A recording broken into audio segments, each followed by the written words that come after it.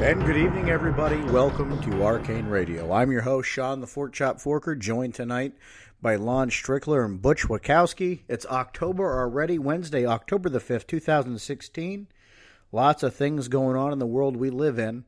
A major hurricane coming up the East Coast. While people are batting down the hatches, we're going to sit here and talk about some strange phenomena tonight with our guests, Tim Beckley and Claudia Cunningham, joining us, of course, at 10:30 for an hour. But Butch, Lon, good evening, guys. How you doing? What's up? How you doing? Oh, you know I'm doing well. You and I ran into each other over the weekend. Yeah, that was some running, huh? It was a lot of fun. Butch and I got together over the weekend to conduct some preliminary work into an active area of north-central Pennsylvania, or which may turn out to be an active area of north-central Pennsylvania. A couple gentlemen that live out that way, both law enforcement by day, and of course we're going to keep their identities under wraps for now because, well, they're good guys. We don't want to get them in trouble. In their private residences, live less than a mile apart from each other, and they have some very strange things going on, some strange sounds. And Butch, you were out in the area, and, well, I'll let you give your take. I kind of thought when we were up in Penfield that was kind of remote and very woodsy. This makes Penfield look like downtown Philadelphia. I mean, you can't even see into the wooded areas. I mean, for anything to be stomping around there, it's just a ripe area. I mean, you got water, you got streams everywhere. There's not a whole lot of homes, and the homes that are there are pretty much spread out. I don't remember how far we drove from the one place to the other, but I mean, it seemed like that all the way up when I got up in that area. That there's very little. Once you get out of the main drag and you start heading out into the country, it's just wide open mountains, very woodsy, very hilly. But at least we made that contact with those fellows, and like everything else, it's a preliminary investigation, and we'll see where it goes from there. We're going to be holding an event at one of the local establishments in that area where you guys, listeners, or anybody else will be able to come out and share your stories and encounters with us. We're really looking for locals from that area, so there'll be information posted for it locally once we can cement a location and a date. But I think folks are going to be happy with this. I think we're going to be happy with this, Butch, Lon. It's going to be a great place to do some future work. Oh, yeah, absolutely.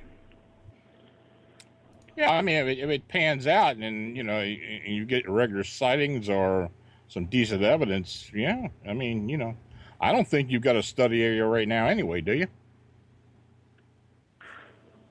I've been all over, really. I've been kind of just focusing on the northern tier of Pennsylvania because nobody else is up here researching this stuff, and if they are, they're being pretty darn quiet about it. Yeah. And it's the reason why we're not getting reports from this area is up until the last 3 or 4 years, nobody's been collecting it up this way. There's been no real known investigators, and it's still a very conservative part of the state, so folks don't want to talk about it. You got a lot of hunters out here. Just these aren't the people that are inclined to talk about these strange phenomena with just anybody, and you really have to build a relationship with them. Well, I think most of the groups concentrate on the western half of the state anyway, for the most part. Yeah, you're right. And, that's for anything. I mean, why that is, I don't know, because quite frankly, some of the weirdest stuff that I've seen or heard about is coming in from the middle of the state up north to south, right in the middle of the state. Well, the reason. People don't want to go too far away from their back doors. No, that's it. You're right. Yeah, you're right. For me... Go ahead. I'm sorry, Lon. No, go ahead. I mean, I was just going to say that, up until recently, you just never heard a whole lot about the middle of the state. And, like you said, being conservative, I mean, this state is fairly conservative. And people that are living out in the boondocks out in the middle of the state, they see something, they 9 times out of 10 aren't going to say something. Let's be honest. If it wasn't for Philly and Pittsburgh, this would be a red state. Oh, yeah. I mean, no joke about it. I mean, and no, that's true. Trying to be political, this is just a very conservative part of the state. Yeah. And people think whenever of Pennsylvania, they think of Pittsburgh and Philadelphia. They really don't think about everything else in between. Yeah. Which is just loaded with right. woods. It is the most conservative part of the state. And, like I said, when stuff does happen, and I'm even talking about UFOs, anything. I mean, people just don't say much. So, we had these fireballs going through the sky last night, and only one person I saw posted about it in my town. Yeah, I mean, I don't think people saw it around here, but I know it was most of northern Pennsylvania crossed up into New York and into Toronto, from what I understand. They got some good pictures up there. Yeah, I seen a couple interesting pictures today from of course, the news media. Yeah, and I just kind of enjoyed the pictures. Wish I could have saw it. Yeah, I mean it was definitely a meteorite because it was bright green, and I've only ever seen one. That was weird though because that thing actually you could hear it explode when it came through. And it was down. I was actually down at work down in Maryland, and it was at nighttime. I was coming off night shift, and man, I just happened to see it out over the river, and the thing made a hell of a crack. But it was, it was pretty wild. Yeah, it's insane stuff. I wish I could. I never get to catch this stuff when it's happening. I was too busy watching a joke last night. Watching a joke? Oh, you're watching the debate? Yeah, I was watching it. Yeah, that was kind of lackluster. Yeah, Thank God this isn't a political talk show. We could go on and on for an hour. Oh, no. It's ridiculous. With the way Skype is tonight, I feel like Michael Caine, though. Or Tim Kaine. I'm sorry. See how many times I can interrupt Lon tonight. Yeah. But what Ron said is really true. I mean, there is no investigations in the center of the state. It's either east or west, and the very few that are in the center aren't really much of anything. No, and for me to get to a sighting in the east or the west, I have to drive 3.5, 4 hours each way. Yeah. Well, I mean, that's what it took for me to get to that location this past week. And let me tell you, guys, he was a trooper. We started at 9. I think you got there at 8, though. You were there at 8. I got there at about 8:30. And we left at midnight. Or, no, actually, we left at 1 a.m. And Butch and Troy are on their way back down to Lancaster. So, I mean, it was a trip. And it's not that I'm complaining about it. I don't want folks to think I'm angry or upset that we're getting these reports. We're not. I just wish there were more capable people involved handling some of these cases. Because, look, let's just be honest. There's some people out there that are doing these cases that aren't worth spit. Yeah. And it's just causing it leaves a bad taste in my mouth sometimes, and folks just don't know who to turn to. But the central part of the states lighten up because we're discovering things that are happening out here. We're making an effort to get to these folks, and we're making an effort to find new areas to explore that may have some historical stuff we haven't found out about yet. Yeah, and that thing to get people to come and talk about their experiences. I mean, I don't know of anybody that's ever done anything like that in that area, not that I'm aware of. No, not in that area. And I think we're going to get some stuff from that. But moving past our weekend excursion and the fun that Butch and I had, ate a lot of bologna and cheese, and Butch knows I like the food. We have some more clown stuff going on, Lon. Oh, God. Yeah, it's happening again. It's going to continue. I mean, like I was telling you, they've had a report come out from retailers that sell costume and stuff that the clown costume is up about 300%. So, and like I also told Sean, I'm just waiting for something to happen. And not necessarily one of the clowns to get a shot, but some clown coming to somebody's door on Halloween and robbing the place. Trick or treat. There was a shot. down one south. shot? Yeah, there was one shot south. Yeah, he evidently jumped out, to scare somebody, and they scared him. What the hell? Yeah.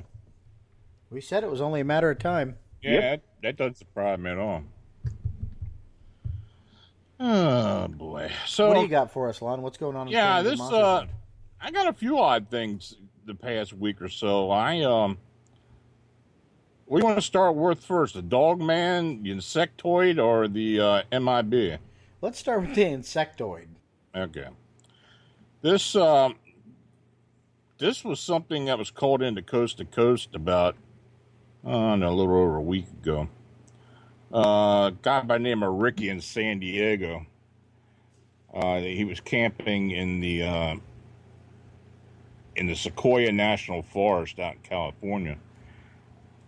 I just want to share an experience I had about 2 years ago in the Sequoia National Forest.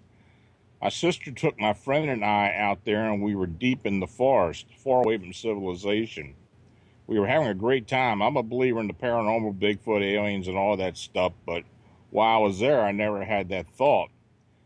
I was there camping with my family, having a great time. At 9 o'clock, everyone decides to go to sleep. My friend and I were left staring at the bonfire. I decided it was a good time to listen to music, so I went to my sister's Forerunner, and I was opening the back to grab my iPod. And as I opened the back door, I heard something come out of the tree.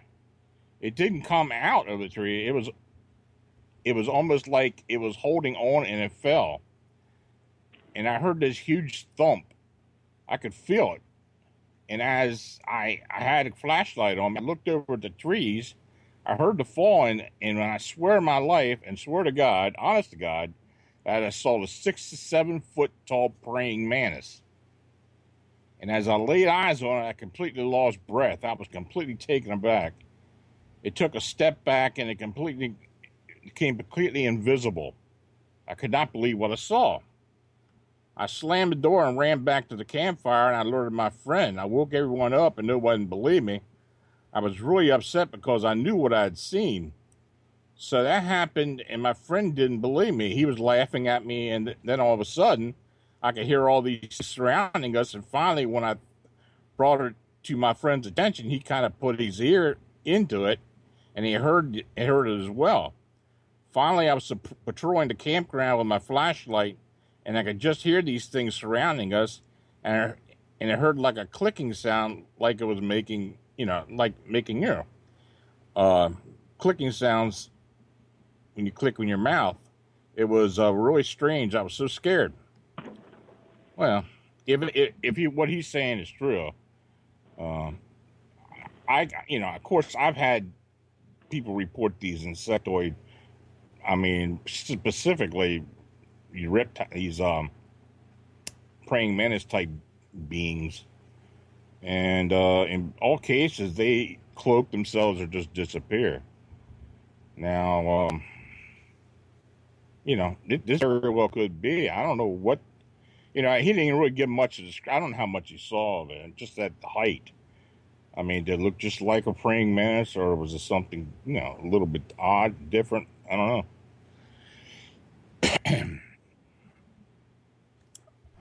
These mantis men. Creepy. Yeah. Well, this thing, just like this thing I had up there in Hackettstown up in New Jersey. I mean, I had 3 good sightings up there and another one as well, which I couldn't verify. But, and this was all within a half a mile of each other. And 2 of the sightings, the ones that were actually seen on television on the Monsters and Mysteries segment, were actually like just a few hundred feet apart. So, and those things disappeared on the witnesses as well. Has that program brought you more sightings of these insectoid type creatures? No. It doesn't seem like you get a whole lot of them, does it? No, they're rare. They really are rare. The only, mostly the insectoid sightings are given to me by people that have alien abductions. That's where most of the sightings are, because they have an encounter with them on their craft or wherever they take them to. Oh, that's interesting. Interesting. It's so. I mean, they are what they consider a higher order being. Now, I don't know what names they to really use for them or what, but they're considered a higher order being, just like reptilians. Though, from what I understand, and from what some researchers have told me who have talked to others, the mantis beings are the highest order of them all. Now, I don't know if what they are. It seems like the reptilian species are like the overlords, and the mantis are almost like a royal type thing. I mean, that's just what people say. Experiencers have said and have described. So the fact that we're seeing them terrestrial-wise, I don't know. I don't know what to make of that. I mean, I'm not saying that they're actual aliens. They could be anything, to be quite honest with you. I mean, maybe it's another cryptid. Chart. Yeah, maybe it's another cryptid or something. I don't know. Who knows? Who knows? And that's why we take these reports when we talk about them, because strange shit really goes on out there. You see giant mantises, these... I don't know. You don't know, because if you knew, I wouldn't be saying you know. But I feel like, damn, there's an awful lot of alien contact out there that I'm just really ignorant to. I don't follow the alien stuff unless you talk about it very much. Just being completely transparent. I don't follow it too much, and it is frightening, and maybe that's why I don't. I don't want to test my fate. Well, I never really got into a lot of that either. I mean, all the years I had been investigating, I never really thought much about it. I mean, David Eckert in his situation really got me looking into it. And that's been about, I don't know, 8-10 years ago now. So since that time, and by luck, people have contacted me about it, and through other things I've done, but people, it's gotten to the point, just like anything else, people aren't afraid to talk about it like they used to be. And, quite frankly, if you got something that looks like a stick person walking out in your backyard, you're not going to really say a whole lot to people. Well, hell yeah, people aren't afraid to talk about it. I got people that listen to my show that actually come up to my actual place of employment and talk to me about aliens that they're observing in their concrete patios. And I said in their concrete patios. Not on them, in them. Extraterrestrials that live in concrete. So I don't know what the hell's going on in this crazy world we live in. And, of course, I just try to be nice. But these people will talk to you about anything as long as you're willing to listen. Well, what do you want, MIB or a Dogman down in Virginia? Well, let's do Dogman because, we have a preferred place in our hearts for the that canine companion. Okay. This was something that happened back in July down on the Virginia Peninsula. Not far from Williamsburg. I'd like to know your opinion on something I saw in July this year. I was driving home during early evening from Williamsburg, Virginia on US 64 West towards Richmond. About a mile past Route 607 overpass, I saw something ahead of me on the right. The best I can describe it is it looked like a huge black dog standing on its back legs off the shoulder at the edge of the woods. I slowed up because the person in front of me was looking at it as well. There was no doubt that is what it was there. As I drove by it, the beast just disappeared. It was so quick, though I suppose it could have stepped back into the woods. I was in shock, I believe. I flashed my headlights in order to draw attention to the driver. I believe it was a woman that was in front of her, and to possibly pull over so I could ask her what she saw. She sped up and continued on her way. So I know for a fact that others on the highway had seen it. Now, it looked to be at least 7 foot tall and a huge head like that of a German Shepherd. All the hair was black. The body was tapered at the torso like what you see in the werewolf movies. And he put in her, I don't believe in werewolves, by the way. I didn't really noticed much below the waist since much of it is hidden by tall weeds. Can we talk? The guy's named Marv. So I tried to call Marv a couple times. I finally did get a hold of him. And, I had to leave him a voice message. He finally called me this past Sunday night.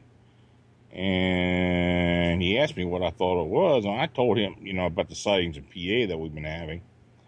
And he said he heard of Bigfoot activity on the peninsula before, but nothing to do with anything like that. He said he did contact 2 other investigators, but they didn't get back to him. He isn't from the area. He actually lives in Roanoke in Virginia, which is further west. He also said that he attempted to get a photo of it while slowing down, but wasn't successful. He doubled back at the next turnoff and came back around, but never caught another glimpse. He insisted that the head looked like a German Shepherd, not a wolf, but the body resembled werewolves seen in modern horror films. He said the ears were long and stood straight up. The snout and face were streamlined. He didn't notice the tail. This description is not similar to most of what we've got in PA. Since most of witnesses state the creatures are more wolf-like. And to be honest with you, this particular sighting reminds me more of the dogmen that are being seen up in upper Midwest, or what Linda has been reporting for years. So, I don't know if it's different than what we've been seeing around here, but I haven't heard of one where anybody said it like a German Shepherd. So that's all of that. That's what stood out for me. It looked like a German Shepherd, had a very tapered waist, and looked like a werewolf from the movies. Mm-hmm. It just doesn't seem like it was as robust as some of the other ones we've talked about. I don't know. I mean, he said that the waist was thin and the top of the body was big, like we get in a lot of these reports. But he said the head itself was like, I don't know, if you look at a German Shepherd, it's got like a long snout and a tapered head with long ears. And he said that's what it looked like, and it was all black. I said, did you notice anything with the eyes? And he said, no. So, I don't know what the hell he saw. But apparently some other people saw it on the road, because he said people were slowing down even on the other side of the road. So the woman that was in front of him, she saw it but wouldn't stop for him. So I don't know what he saw. What do you think, Butch? I think these folks are seeing something out there. Yeah. Just yeah, I haven't had Virginia. Yeah, too many reports. Yep. And they're too similar. So, guess we got to find this dude. Yeah, we got to figure out something, because it's... Well, maybe our guest tonight can help us out. I mean,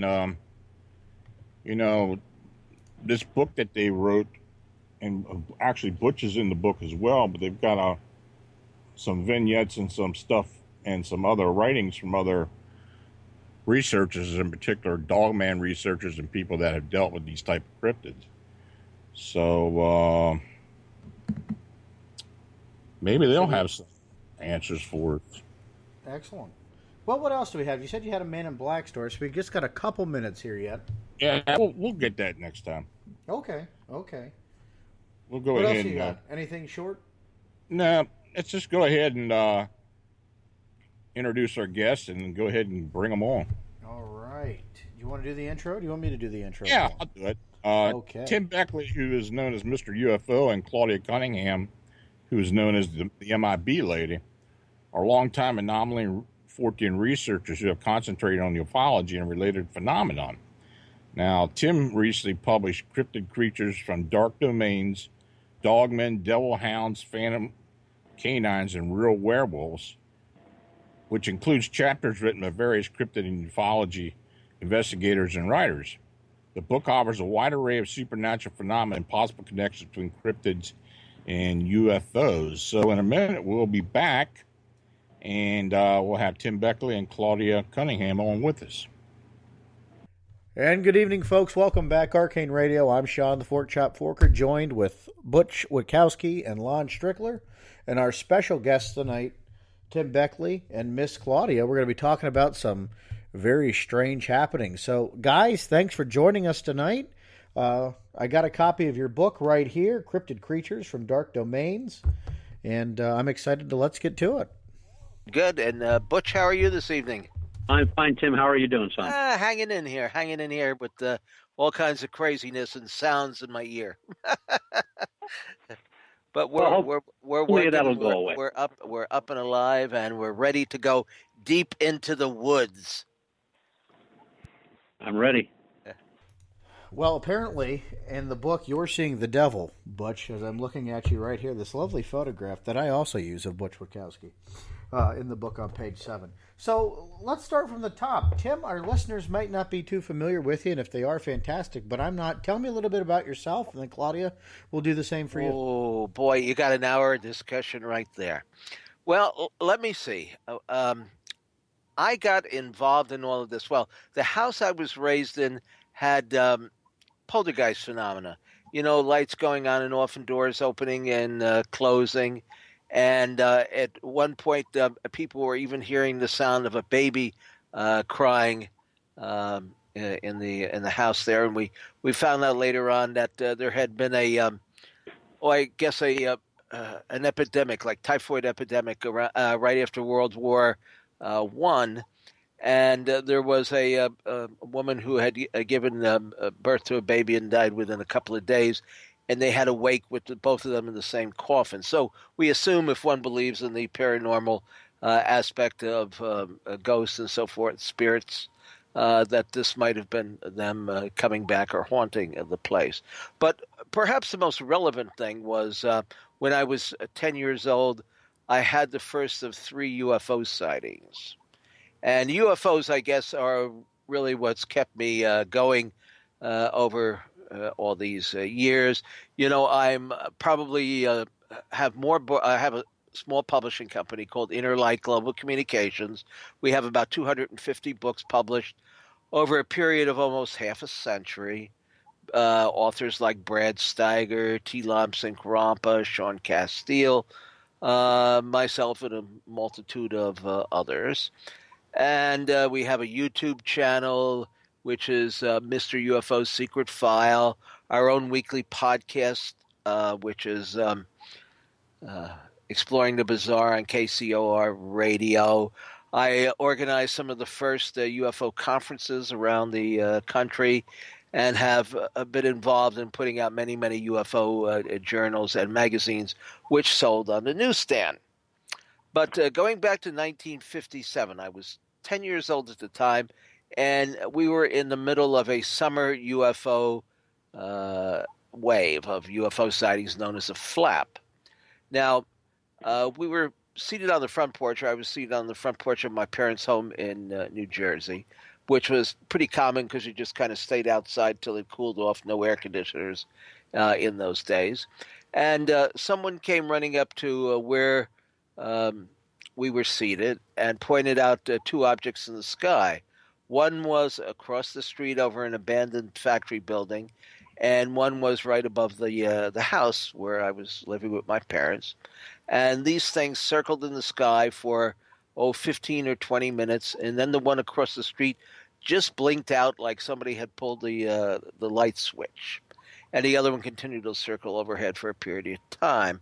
Now, this kind of whetted my curiosity, and the next day or the following day there was an item in the paper that other people had witnessed this, but the authorities were saying that it was nothing more unconventional than a weather balloon. Well, fellows, even at the age of 10, I knew that this was something that seemed to be under intelligent control. It wasn't something that was bobbing and weaving with the wind current or anything like that. So I wrote a letter to the local newspaper, and they published it. And I asked for people to share their sightings and all with me. And they started mailing me in the reports and calling on the telephone. And I started putting out a little newsletter Started out printing 75 copies of the first issue. It was 10 pages long. By the time I gave it over to a larger publisher, it was 50 pages long, and we had 1,500 subscribers, which in those days was quite a bit. In fact, we had as many subscribers as APRO, which was the second largest UFO group, had members. So I've traveled all over the world investigating UFOs, talking to people who have had experiences on the subject. Some people may think I have a rather radical viewpoint on this, and my viewpoints are subject to change. Over time. I guess when I first started out, my concept were that these were all or mostly all extraterrestrial in origin. I tend to discredit that theory today to an extent. I think that some of these objects are made right here on Earth. Advanced technology, perhaps a part of a secret space program or a program that was started in affiliation with the Nazi German scientists that came over here after World War II under the auspices of Project Paperclip. And I think that a lot of the early UFO sightings, at least, were covered up by the government because they didn't want us citizens to know that they were in collaboration with Nazi sympathizers. And that's kind of in a nutshell my background. And like I say, I've traveled all over the world. I spoke at the House of Lords in England. They had a UFO group. They were way ahead of everybody else on disclosure.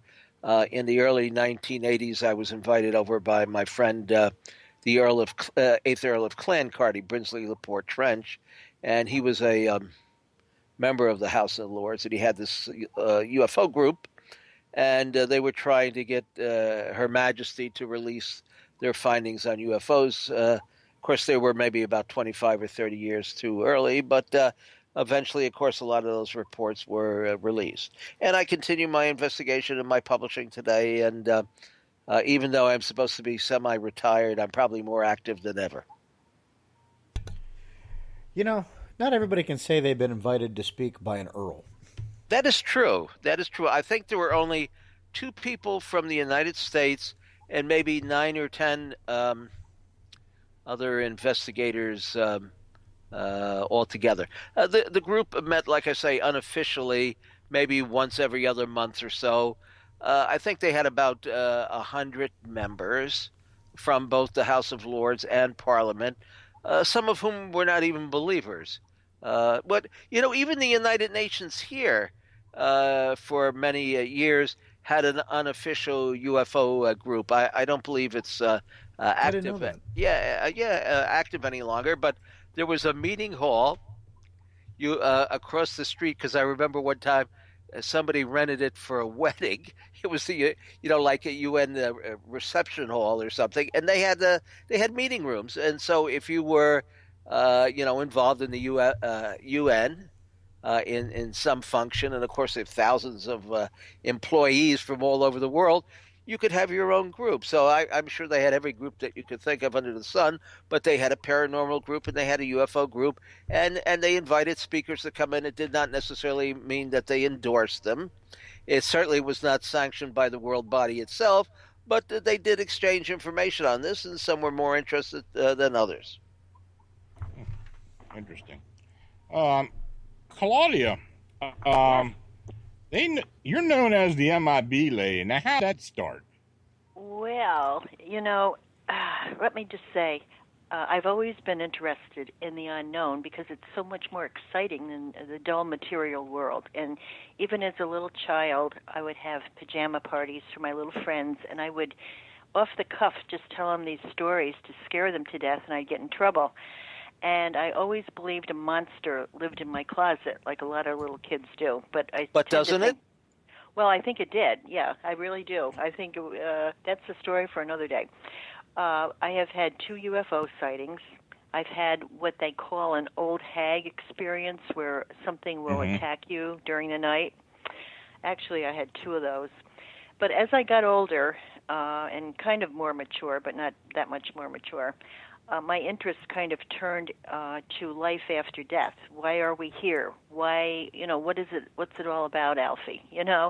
Why do bad things happen to good people? So I've always been kind of an investigator, not professionally, but I started out as just somebody who had a whole lot of questions. And it took me into some very strange terrain. But what happened in 2009 was a friend of mine who is a nurse at the local Veterans Hospital in Albany, New York, where I live, which is about 160 miles north of Tim's hometown in Manhattan, halfway between New York City and Montreal.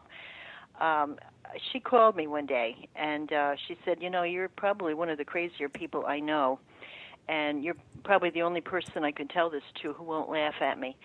But she said, I went to the Albany Rural Cemetery on a beautiful afternoon last week.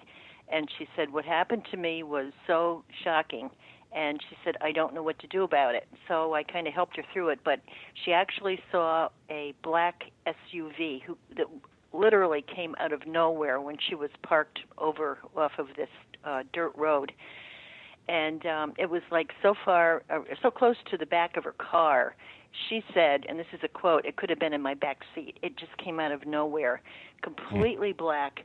It looked like it was just rolled out of the showroom.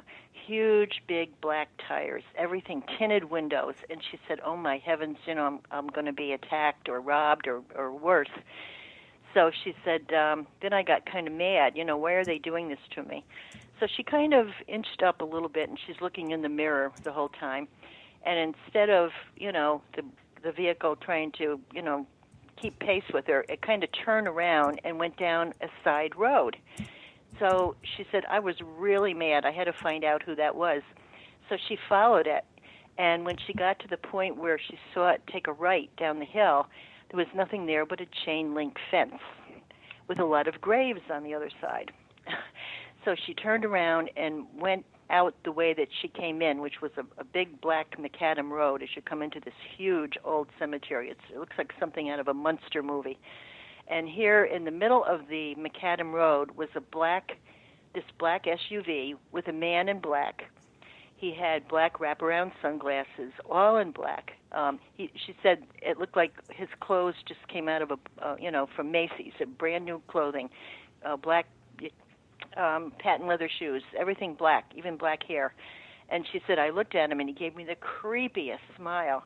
And she said, as I pushed beyond this vehicle, I looked in the mirror and it completely blinked out. So that got me investigating the whole subject of Men in Black. And what I found was that the cemetery is a virtual Disneyland of paranormal activity. And 3 months later, I had my own Man in Black experience at a shopping center in a little town called Del Mar, New York. I had my late mother and my dog in the car with me, and I went into the dollar store, and I left them in the car. And, of course, I was all psyched up over this Linda thing because I had read Tim Beckley's excellent book on the Men in Black, several years before. And I thought, this sounds like one of these guys that Tim wrote about. So I pulled up, I went in, got my purchase, got back in the car, and this little creepy man came out of the back, kind of like from the parking lot, and there was a big black van parked next to the car, and I said to my mother, gee, that looks like something one of those men that Linda saw might drive. Well, this little guy with a pork pie hat, like something out of a 1940s crime movie, the fedora type hat, all in black. He stuck his head in the window and he said, hello, oh my God. And then he walked in front of the car, took a couple of steps, turned around and kind of put his glasses down and looked over the top of his glasses. And it was the creepiest look I've ever seen in my life. He did not belong there. He came out of nowhere. That town is loaded with, I call them, it's like a yuppie haven, little, very normal-looking people. This guy did not fit there. And I always regretted not following him because he did not look right. He just did not. And so I wrote a letter, I emailed Tim Beckley, who has been kind of a hero to me since maybe the early 70s when I started to get some of his publications, because I remembered the book that I had about the Men in Black. And I wanted to know what he thought of all this crazy stuff. And he liked my letter, and he asked me to go on Coast to Coast AM with George Norrie and tell my tale. And that kind of kicked off a nice friendship with Tim. He's come up to Albany several times. We've gone to the cemetery, shot footage, and lo and behold, I found out that Charles Fort, the father of the paranormal movement in America, is buried there. So that really blew my mind. So that's how I kind of got into all this craziness, and I've been on the road of the strange ever since. And here I that's am. all. I tell you, I read your account about the Albany Rural Cemetery. I didn't realize the place was that big, but It's huge. some of the stuff that goes on there is pretty interesting. I yes. I saw the videos, and then I read your segment in the book. It very interesting. I am definitely going to make a stop if I ever go up there, because I actually knew that Chester Arthur was buried there, but I didn't know that Charles Fort was buried there. I didn't either. They're within a stone's throw almost. Are they? Not too far away. Because I know in fact, the entire Charles Fort family is buried there. I guess most people, or a lot of people, were under the impression that he lived in Britain, but he did he spent part of his life there. But his family, Claudia, am I correct, was from the Albany area? Yes, he was born in Albany. Yeah, spent and many there years are there. 9, I believe, tombstones representing members of his family. But some of the things that have happened there, of course, we're all interested in the cryptids, have been pretty bizarre. I mean, how many sightings of these hellhounds do you think have been made there, Claudia? Well, okay. What I found through some investigation, and one, my niece, who is also very interested in this stuff, when she was going to college, she took the bus up to Hudson Valley Community College, and every morning there would be a young guy on the bus, and they kind of became friends. And he was the caretaker in Albany Rural, and he actually opened up the cemetery in the morning before dawn, actually. And she said, "Oh, my God, aren't you afraid to go in there?" And he goes, "No." He said, "As a matter of fact, I see a ghost every other day." And so, I mean, she was floored. She says, "Well, what do you mean?" And he said, "Well, I'll go in. I'll open up the gates, and I'll be, taking the flowers off the graves or mowing or whatever. And all of a sudden, I know when she is going to appear." And he says, "I turn around, and here's this little old lady, all in black. And she walks right past him within like 5 feet, and she just very quietly nods, and she says, 'Good morning.' And he'll say, 'Good morning,' and he'll turn around, and she'll be gone." So that's one thing. But there are reports, even to this day, as I am now finding out, that if it's usually at dusk, and now Albany Rural, like I said, is like going to Disneyland on acid. If you're in, it's just completely crazy in there. A lot of activity. But when people are walking their dog down this Macadam Road, which is the main road into the cemetery, and it's huge. It really is. It goes back to the 1600s. The lights go on. They have street lights in the cemetery in the main road, and they'll be walking their dog. And this one lady had a little poodle. And all of a sudden, out the corner of her eye, she'll see this huge dog, bigger than a Great Dane. And it's all black. It has a red cast to his eye. And it'll pace the people all the way until they leave. It doesn't do anything. It just looks at them. And the dog, the people who have the dogs on the leash, they don't react, which is really weird to me, because you hear about animals sensing the paranormal.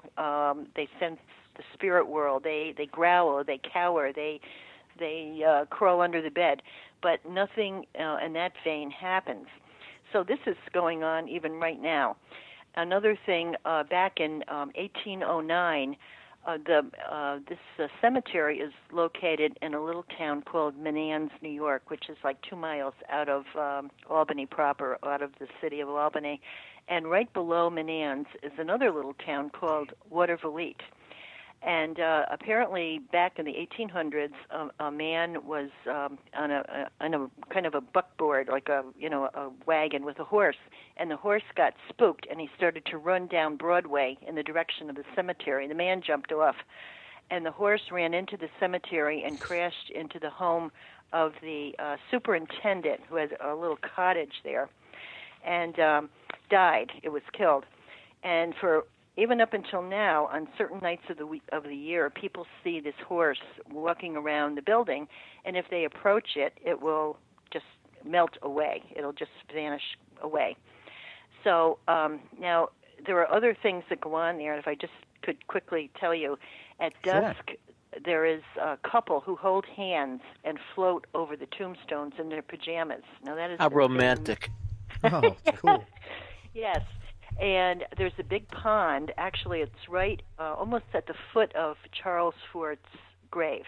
A very pretty pond. People go up there. They have picnics in the daytime. People jog. They walk their dog. It's a beautiful place. And at another time, in the fall, toward the end of like maybe toward, what did they say, the Halloween season, late in the fall, people will see an old funeral procession going around the pond, and the ladies have the dark veils. They're all dressed in mourning clothes, and there's a casket in a wagon drawn by 2 black horses. And if you approach it, it will just fade away. They don't hurt anybody, but they like to be seen. Apparently, they're show-offs. So another thing, my last thing I'll tell you about Albany Rural. In 1973, I was a young girl, and I wish I was now, but I'm not. And I just bought a Mustang convertible, and I thought I was something else, And I had my little niece with me. She was 2 years old, and adorable little girl. And I was with her mother, and I said, let's go in the cemetery. Let's do something crazy, because we love to be scared, And my sister-in-law said, I'm not going to get out of the car. You guys walk around. So I had the baby by her hand, and we walked over to one of these mammoth crypts that kind of align the roads there, containing the remains of the aristocracy of early New York. A lot of them Dutch families, like the Schuylers. And Keep going, guys. I'll get Claudia back. Well, let me tell you my MIB story while I have you on the phone, right? Back in 1967, I was working as managing editor of a magazine called Saucer News. They had taken over my newsletter subscribers because they were putting out a more professional zine, and I didn't have to sit there and collate it and print it on my mimeograph machine and all. And I would come into Manhattan every day, and we were getting this was the around the time of the marsh gas sightings in Michigan. And the news media was full of reports of UFOs. It was one of the real peak years for UFO sightings in North America. There was 1947, of course, the first flap, 1952, 1957. Then it skipped about 10 years. And we were in the middle of like a summer wave of UFO sightings. And one of the incidents that we had heard about involved a group of teenagers, I think 4 teenage boys, who had seen an object land in a park in Passaic, New Jersey. And apparently several small creatures got out of the craft and scurried around and did whatever small creatures that come out of crafts do. And they were very excited. What teenage boy wouldn't be? They didn't have any Nintendo in those days, right? So they were very excited about this landed UFO and the little men that they had seen scurrying around it. So they called, I guess, a local researcher by the name of John J. Robinson. And he was an assistant editor for Saucer News. It wasn't a full-time job. He would just send in reports, and occasionally from time to time, Jim Mosley, the publisher, and John would be on the Long John Nebel show, and they would bring up all these reports and so forth. Well, anyway, several weeks after the sighting, they had a meeting with the teenage boys just on the perimeter of the park to discuss and take down notes about what they had seen. And the boys described in detail the landing of this craft and the little men that scurried around. They seemed to be dressed in some sort of uniform. They looked humanoid in appearance. They were smaller than any Earth person, but they didn't, look monstrous, and they didn't have wings or horns or anything like that. So they noticed while they were interviewing the teenagers off about a block away on the perimeter of the park, there was a big old black Cadillac sitting there, and it had a partially lowered window on it, and the glasses were all blacked out, and you couldn't really see who was inside. But somebody seemed to be observing the conversation, and I guess they eventually left, and everybody went home. And Jack filed a report with Jim Mosley at Saucer News, and we put it in our file cabinet and plan to report on it in the next issue of the magazine, which was a quarterly. Well, now we got several calls from Jack after he had met with the teenage boys, that he thought that his telephone was being tapped, and apparently somebody had broken into his apartment. He lived in he and Mary Robinson lived in a small apartment building in Jersey City, which is a bedroom community of Manhattan. Probably a couple of 100,000 people take the PATH train over from Jersey City to Manhattan every day. It's about maybe a 20-minute ride. It stops at Wall Street. It stops pretty near Macy's, and it's a hub of activity. If you don't want to pay the Manhattan rents, that's where you lived. Back in those days. Today wouldn't much matter. I wouldn't suspect.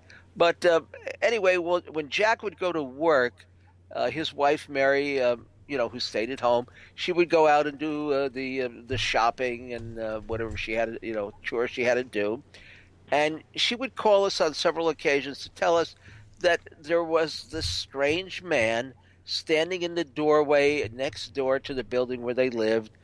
He had on a black suit, black sunglasses, black hat. And he was kind of recessed into the doorway as if he did not want to be observed. So she was wondering, well, what was he doing there? And this was around the time that Jack and Mary felt that their phone was being tapped, and that they were apartment was broken into and the files rifled through. So I guess at some point. Mary had called so many times. I guess she was kind of being persistent that we should go over and see for ourselves this strange individual standing in the doorway near her house. Now, the Men in Black, of course, the movies hadn't come out then. If you were in the ufologist or listened to maybe Long John Nebel or some of the early broadcasts, you knew who they were. They were silencing UFO researchers and appearing on the doorsteps, and looked pretty much like in the movie version, But they obviously were not so comical. They were very serious about in their attempts to silence people. So now we decided, well, this could possibly be a hoax that Jack and Mary were trying to pull on the staff just to glean a little bit of attention. So Jim and I decided we're going to drive over to their apartment in Jersey City and to take a look without letting them know that we are coming. So one morning we get into Jim's automobile. We go through the Lincoln Tunnel and head over to Jersey City. Very quick drive.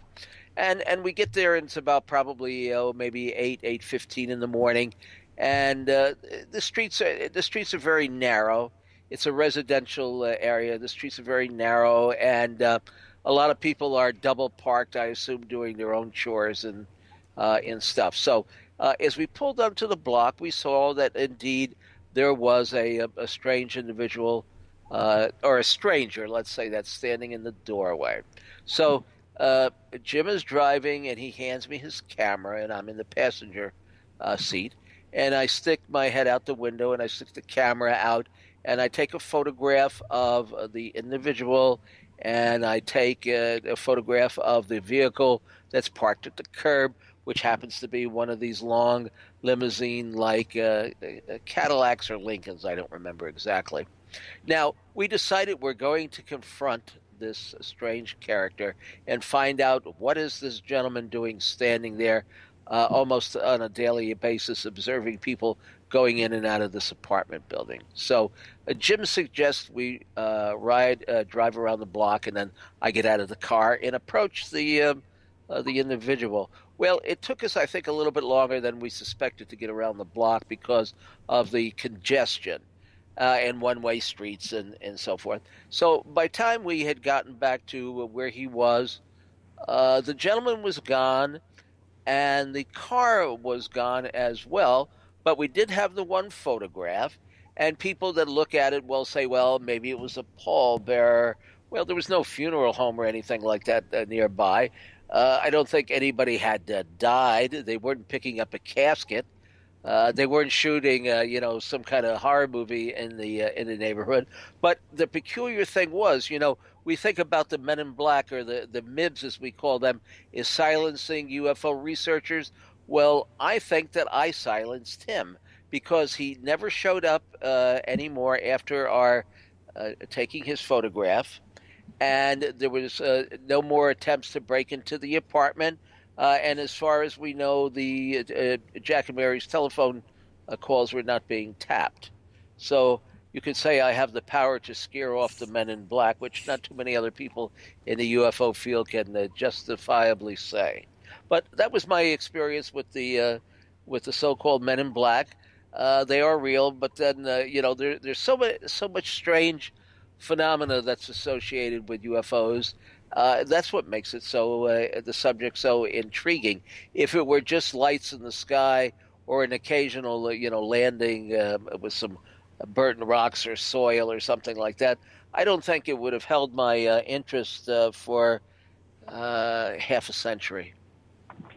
Tim, that's the craziest picture I ever saw. That is so spooky of that guy. Well, he seems like also to.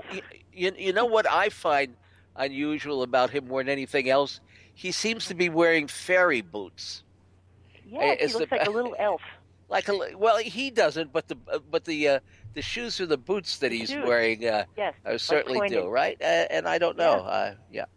I got the shivers when I saw that. Now, fellas, have you encountered or heard stories about anybody that's had cryptid sightings or encounters being harassed or observed by Men in Black type individuals? Well, no, I haven't. No. I had one. I just let me finish that one bit about being in the cemetery. My phone went dead. So it'll only take a second. Anyway, my niece and I went up to John Boyd Thatcher's crypt, who was an early mayor of New York, and it sounded like metallic, a huge noise that came out from the crypt. It was like somebody took a steel drum and just kind of threw it against the side of the building. And anyway, I didn't go back for almost 35 years until my friend told me about the Men in Black. Anyway, in the late 80s, I had just broken up with someone, which I did all the time. I was kind of fickle. And I decided I wanted to get back with him, but he had met someone else. You know how that goes. And I heard he was going out with someone. So I said, well, I'm going to get up in the middle of the night, and I know where he goes on a Friday night, and I'm just going to see if he walks out with somebody. So across the river, there's an old road, and it's a 2-lane highway. It's completely dark. It isn't lit by any street lamps. And it goes to the little village of Castleton-on-Hudson, which is about maybe 6 miles from Albany, across the river. And I just got almost to where the town began after going down this very dark road, which was kind of creepy. And out of the corner of my eye, I saw something white. And when I looked at it, and I swear to you on a stack of Bibles, as God is my judge, it looked like a white owl, and it was about 36 inches tall. It was just sitting there on the side of the road. And when I looked at it, it flew right over my windshield. It almost hit the windshield, and I have never been so scared in my life. So of course, I wanted to find out, are there owls that big around, upstate New York? No, there's nothing. But what I did find out is that people who have been abducted, sometimes they see an owl or a deer, and they call it a screen memory, so you don't really remember. I'm sure you're familiar with that. And also, there's a demon called Moloch, Moloch, that is represented by a big white owl. And I will never know what that meant. I don't want to know, but that was in probably about 1985 or 6. So that was my... I had a stretch of about, I know it's about almost a year and a half. It actually started going on after my wife got sick, and it didn't end until after she passed away. And I was seeing owls. I was seeing references to owls. I was seeing owls. It was crazy. Yeah, there's some meaning I was to them. told. Yeah, I was told by a shaman that it was actually a aforementioned before death or something. I don't know, but it eventually stopped. But it was odd. So there is something to it. Like Tim mentioned cryptids. Well, and I probably mentioned I live 160 miles from Manhattan, and there you have to go through the Catskill Mountains, which are extremely haunted by animals that are absolutely mammoth, and they're called catamounts. They're huge cats, probably 3 times the size of maybe a panther, and they've been seen through the centuries, as well as little people and so forth and so on. And as you go up the Hudson Valley through the Catskills, probably maybe I would say 20 miles from where I live across the river, there's a place called Kinderhook, meaning children's corner in Dutch. It was a Dutch settlement. And that is where Washington Irving spent a lot of time when he was composing the legend of Sleepy Hollow, Rip Van Winkle, and all these scary things. And he was very influenced by that area. And he actually said that it was a drowsy, dreamy influence that seemed to hang over the area and held the people under a strange witching power.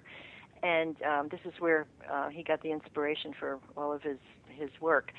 But in that area, right next to Kinderhook, there's a little town called Ghent, Ghent.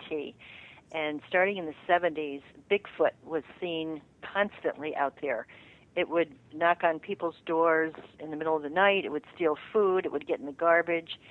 And it plagued this one family that was the Bartholomew family. And he actually wrote a book about it, but his family wasn't the only one that saw this thing. It was 8 feet tall, brown hair, and they would go to a fishing place just about a mile from their house, he and his cousin, called Cushing's Hill. And they would see what they called the white blob, and it would kind of drift across the creek toward them and kind of take a human shape and then disappear. And this is where they saw Bigfoot. Probably, I don't know how many times he mentioned, but they saw him running across the creek. And as you go up north of where I live, toward the Adirondack Mountains, also a lot of hauntings up there.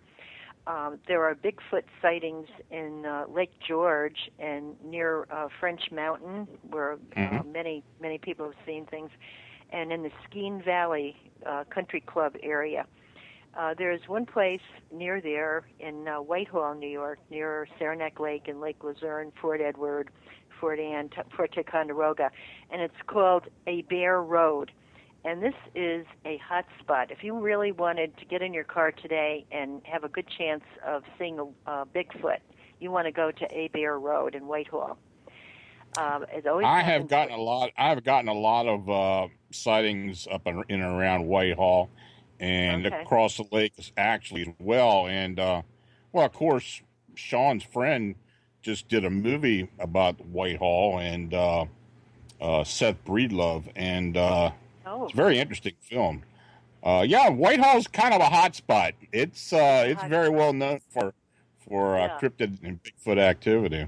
Yeah, and it's still going on. It started really in the 70s, where more, I guess, most people saw the thing, and then it kind of receded for a number of years, and now people are starting to see it again.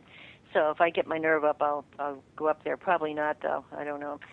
But it was they always say it was brown, had brown fur, and 8 to 9 feet tall. And he would just kind of walk in front of the cars like some demented hitchhiker, swinging his arms and just kind of walk into the woods. He doesn't seem aggressive, at least not this one.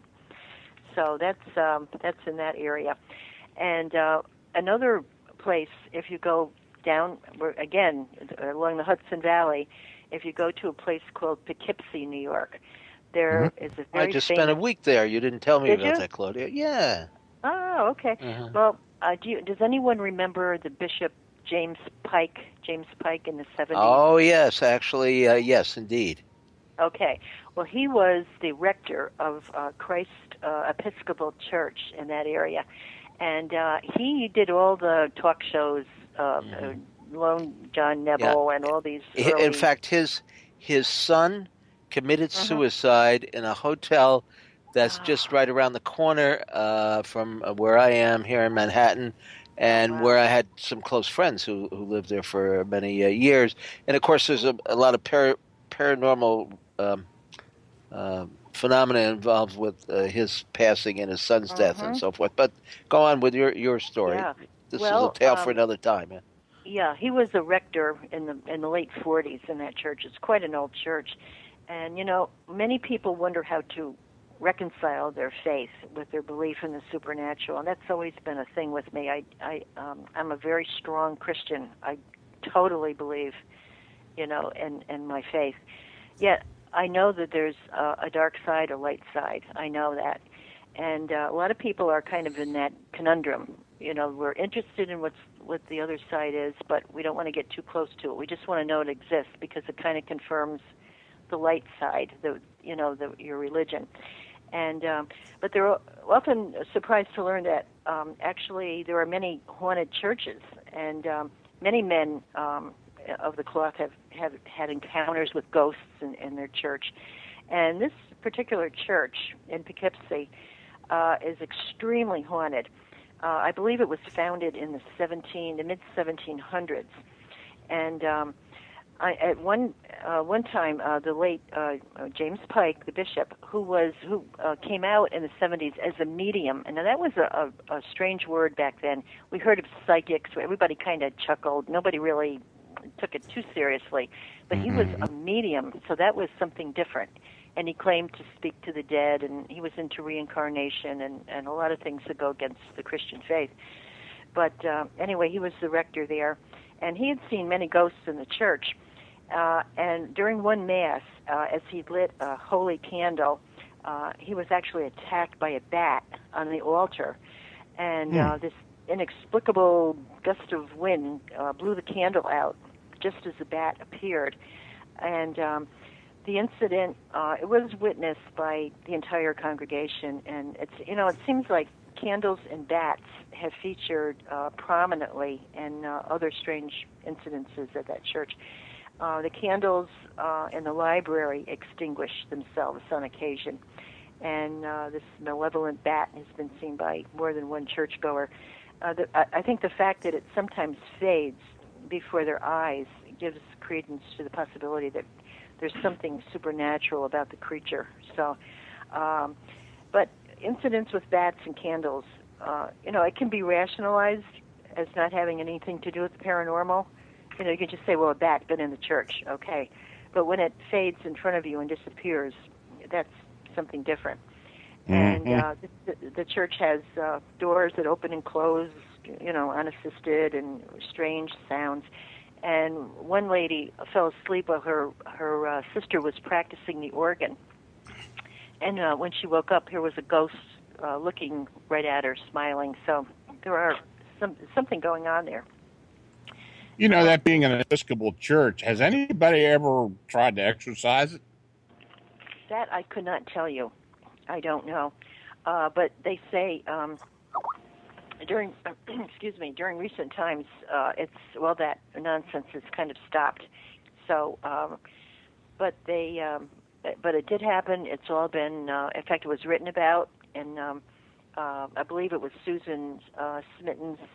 She's a local author. Ghost Stories of New York State or something like that. So it's pretty well documented. It was a very haunted church. I don't even know if it's still standing, but that's something that I would like to look into on my next trip down. Interesting. Yeah. Interesting. New York is a very haunted area. In fact, Saturday night I'm going on a haunted tour up in Lake George at the Fort William Henry, which was a Revolutionary War fortress in the 1700s, and very heavily populated with Indians and Revolutionary War soldiers. And even to this day, people hear muskets, being shot on the battlefield, and they see men in Revolutionary War costumes. So I'm looking forward to that. I don't expect I'll see anything, but that has been reported. I have heard people that had been there previously, and there seems to be a lot of activity all around that fort. In particular, the mess and out on the walls, or the old walls were. That should be very interesting.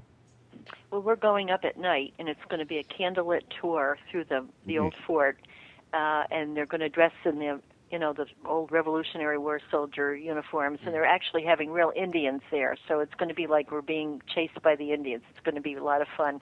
Now, who is sponsoring that, Claudia? The Fort William Henry. Oh, the fort I go up there a lot. Yeah, my best friend Margaret Ann. She's when she was a little girl, her parents would take her up there. And she has a lot of memories. So we were up there one day, and we found out that they had these haunted tours, so we signed up for it. And we're going on the Headless Horseman tour in Tarrytown the following week. So wow, this is going to be good. I had lunch in Tarrytown yesterday, looking for Ichabod Crane. Mm-hmm. But you read that little item from Washington Irving's Sleepy Hollow book. If I could find that paragraph, which I don't have here in front of me, about what he described, and this was about 1700 or something like that, or a little bit after, right? If you read that paragraph or two out of his book, you would swear that he was talking about what was going on up there even recently, because this is the exact same area where in the early 1980s, this huge boomerang-shaped craft was coming down over the parkway, and on one occasion there were about 1,000 people who actually witnessed this.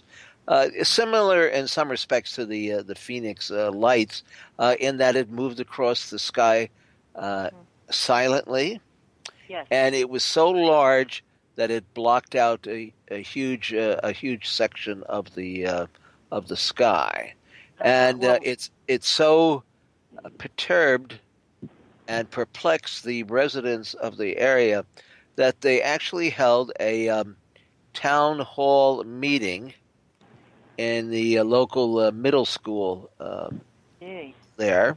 And they called in a number of scientists. They had Dr. J. Allen Hynek and Jacques Vallée was there and so forth to get to the bottom of what it is that they had observed. Of course, they had no luck because what they had observed did not seem to be man-made in the sense that we think of man-made. Now, these crafts may not be physical nuts and bolt objects. I mean, they do seem to have the ability to transport themselves through space and time. I do believe that they are coming here myself from other dimensions and perhaps from the future, and it could be that some of these this race or races of beings actually have bases here underground.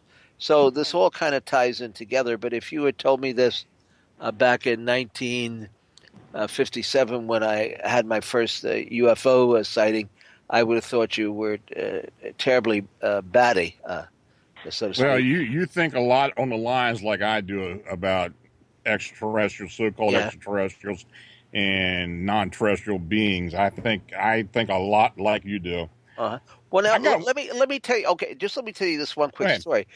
People ask, is there what is the possible connection between UFOs and Bigfoot? They don't see how there would be a relation. That's the question I was going to ask you. Okay. Well, here's a story that I remember from my days of writing for the weekly press. I was a stringer, they called it, for the Inquirer, the Globe. The main paper I wrote for was something out of Chicago called the Tatler, which was named after a British paper, I think went back to the 1700s or something like that. And in those days, they weren't, like all celebrity gossip and stuff like that. You actually had the opportunity to, to do some investigative work and see your name in print. And guess what? You even got paid a few dollars, right? What a novelty that was. But I remember hearing about a report of a gentleman, and I got him on the telephone. He had been driving along at night, I guess a rather remote area, and I think this was either in Wisconsin or in Michigan. And I think you can find it on the internet. And he actually drew me made a sketch of what he had seen, and he sent it to me in in a letter in those days, obviously. And it was a giant transparent globe, almost like a fishbowl type of a device. And inside the vehicle was a large, hairy creature. It was a one-foot device or one-man device. Was this seeming creature, this big, hairy creature sitting behind a control panel? And I asked this fellow if he knew about reports of Bigfoot or anything like that, and he didn't even really know what I was talking about, or at least I assumed he didn't. And so that was my first inkling that there might be an actual, I was going to say solid, but that may not be the correct word, a way to phrase it, a connection between the UFOs and these cryptids. And of course, that's kind of the I guess the concept that we project in this book that we just did, Cryptid Creatures from Dark Domains, Dogmen, Devil Hounds, Phantom Canines, and Real Werewolves. And I guess maybe they're all in some sort of way related out there. Hard to say, but, I think it's just getting to the point now where we can all really start just taking this seriously. I don't know as if any members of the academic community are going to pursue this, but then, it's like disclosure. People say, do you think the government is going to tell us what UFOs are? Well, if you've investigated this for 50 years, if you don't believe they're real, probably you're not going to believe that. You're going to think it's some kind of false flag or something. See, and if you do believe it either from your own observation or what somebody has told you, or from a personal investigation, nobody can sway your opinion anyway. So I don't know as if it really matters. I don't think the government tells you too much about anything, so why would they tell you about UFOs and aliens, Well, I don't think they're going to disclose anything anytime soon. No, not in our lifetime, I wouldn't think, No. Maybe we can get one of the Bigfoot to run for president. I think that would be he might win this time. He might win. Maybe he deserves to. That'd be better than what they have running now, right? He'd be good at the debate, that's for sure. Well, that event you described is pretty similar to one of my witnesses up in Nova Scotia had, just a few years ago. He saw a crystal-like globe, I don't know, maybe about 20 foot around, coming down from the sky, and it landed in the field across from his house. And this Bigfoot walked out of it. Ah. Yeah. And he said it just lifted off, and he's had Bigfoot activity. And in fact, it was what I consider an habituation area, because there were 3 distinct creatures that he described and drew down for me. But he couldn't get. He tried. He set things up, set cameras up, get pictures. We got like an arm one time, but that's about the only thing I've ever seen. But some of his stories were pretty interesting. But there was always a lot of UFO activity when these Bigfoot would be moving around. And it was always when the weather was just starting to change. Did your friend, what did the Bigfoot do when your friend saw it? Did it take off? He just got out and just walked away. Yeah, they Just seem kind of walked away. docile. I know they throw stones at people sometimes, or they're. It's almost like they're human, but they don't seem to. I don't know. I don't think they're. Well, as opposed to the upright canines that we've been reporting on down here in Pennsylvania. Yes. I mean those things, and we still don't know. We have no idea what they are. We don't know if they're actual flesh and blood, or they're from an alternate reality, or what they are, supernatural, or what But the thing is, these beings do seem to have some aggressiveness to them. Yeah, I wouldn't want to meet one, would you? No, I wouldn't. We have talked to people who swear they have. Well, I believe that. There's too many people that have seen them. This flap we've been having up here here in Pennsylvania, particularly around the central part of the state, it's been fairly interesting the last 2 years. I don't know how many sightings have we got altogether, Butch? 24. 24. Well, yeah. Butch filed a report with us, which we used in the book, and also Mr. UFO's Secret Files on YouTube. The recent interview that we did with him on Exploring the Bizarre is posted up there, and thanks to our associate Peter, has added some lively illustrations and artwork, and I think a little video of Bigfoot in the swamp or something like that. Hey, isn't there a video floating? Not video, but still shots floating around of a head of a Bigfoot or some kind of creature walking through a marsh or a swamp that I just saw? Yeah, there was one not long ago that was down in Florida. I don't know. I mean, I don't know if that was real or not. There's been so many photos and videos. It's just, it's hard to tell. I think the most interesting one I've seen lately is the one that was caught on that Eagle Cam up in maybe Michigan. Yeah, Michigan. This stationary Eagle Cam, which was focused on a bald eagle nest. Well, on the other side of the nest, down on the ground, they picked something walking by. Now, I don't know if somebody staged that or what, but it was kind of interesting the way this thing walked up there, and the way it acted. Now, that's been. Yeah, go ahead. Back in 1975, I think I was one of the first to actually investigate the skunk man of the Everglades. There was a fellow down there by the name of Professor Osborne, who actually had a team of investigators. And as far as I know, well, anyway, this is the first incident that I had heard of. Like I say, my main thing has been UFOs, but I've kind of always been into the cryptids to some extent. I was a friend of the late Ivan T. Sanderson, who wrote the first book on the abominable snowman, big 500-pound, 500-page little jobby there, and so he had quite a collection of plaster of Paris, the foot markings and things like that. And he used to have a headquarters, an organization up in Blairstown, New Jersey, and people would pass through and look at his material and sit there and discuss it with him. He was well known I guess on TV in those days too. He was a collector or a caretaker of exotic animals. He had traveled all over the world and stuff like that. And I guess he was the fellow too.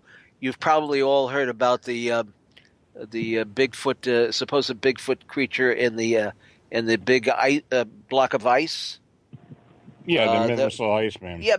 Well, he was the one that first brought this to the public's attention in Argosy magazine and did a report on it. And of course, that's always been a controversial case because some people say, well, the Iceman existed and then he was later swapped for a non-existent or a dummy or a model or a Hollywood prop of the Iceman. I don't know. I guess there's a different opinion on that. I suppose everybody has their own. Well, Tim and Claudia, why don't you tell us where people can get in contact with you and where they can buy your books at? Well, I am in. Tim is kind enough to put my stories in his book, but so the latest Cryptoid book that Tim mentioned, I'm in that, and a couple of Men in Black books. Tim, what is the one that I can't think of the name? Oh, let me see. Well, there's the Curse of the Men in Black. I've done two books on the Men in Black. One was the UFO Silencers, which goes back to the 1970s, and then the Curse of the Men in Black. Our publishing company has about 250 titles, and it covers everything, in the paranormal, new age, alternative press. If people would like to keep up to date, if you send me an email at Mr. UFO, MRUFO8, the number 8 at hotmail.com, I will put you on our mailing list, send you our free magazine. We actually print a publication, Conspiracy Journal Bizarre. Or you could just Google me. I mean, that's, there's enough stuff to keep you busy for 100 years. Tim Beckley or Timothy Beckley. I got my own page on Amazon, and I'm semi-retired, but I still do 4 new books a month. So. And I was in a couple of books by Nick Redfern. Oh, that's right. Yeah, Nick has got a book out on the Women in Black. Yeah, we're going to have more in a week or two. Well, I'm having him on Exploring the Bizarre with this gal, Kate Elizabeth, who is the champion of Champ from Lake Champlain. Katie and I are very, very well. I mean, we're good friends. Well, she was just on my program and made an excellent presentation. So I thought I would have them on, since she believes in the physical existence of the creatures, and Nick is more of a supernatural type of guy. And I thought, well, we like to keep, just like you guys do, keep the ball rolling for an hour or two. No dead air unless Skype interferes. Absolutely. There you go. Well, we'd like to have both of you come back on with us sometime. Love to do it, man. You guys got a good hot program going here, and we know that Bigfoot is listening in. Yeah, really. Okay, well, thanks again, and we'll be in contact. Anytime. Thank you very much. Have a good evening. Night. Okay, good night. Night. Bye-bye. Damn Skype.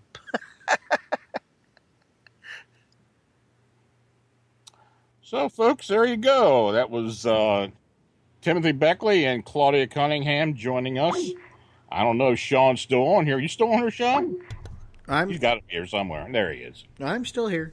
I'm man of the control board, keeping things in order. I thought maybe you fell asleep on us. I know you had a rough day today. Skype's been a real bitch tonight. Yeah, it has been.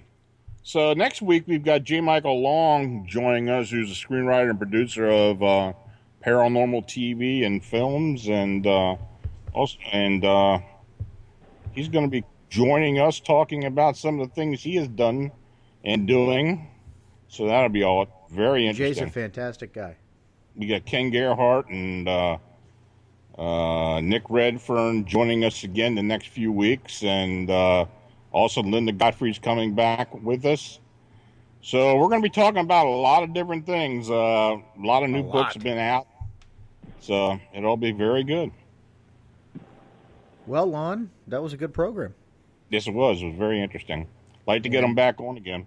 Yeah, and like you said, next week we're going to have my friend J. Michael Long on the program. Now, I met Jay a few years ago. Well, actually, it's been about a decade ago. Really? From our internet corresponding. He interviewed me some time ago on his program, Conundrums. Mm-hmm. And I had a really good time. It was a lot of fun. In fact, my son makes a cameo. I've never met Jay. I think he and I have just had a conversation on Facebook or whatever in the past, but I don't think I've ever met him. I've never met him either, but it feels like I've known him forever. Oh.